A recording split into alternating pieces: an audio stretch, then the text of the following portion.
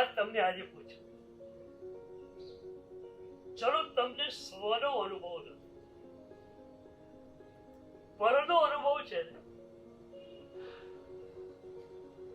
કરોડ રૂપિયા હોય ત્યારે જે સુખ હોય, આનંદ નહીં, સુખ.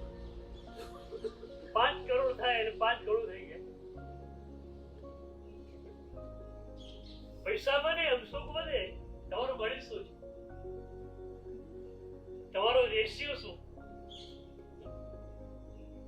પૈસા વધે એમ સુખ વધે. તો જેમ જેમ પૈસા વધતા ગયા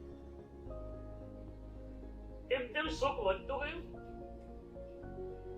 તમે પોતાના જ જીવનને જુઓ, તમારા જ મનને જુઓ કે તમારા મનમાં પૈસા વધ્યા તેમ શાંતિ વધી કે અશાંતિ વધી, સુખ વધ્યું કે દુઃખ વધ્યું?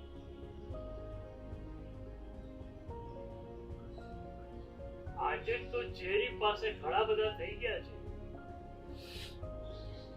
છે એને ક્યાં મૂકવા એની ચિંતા છે.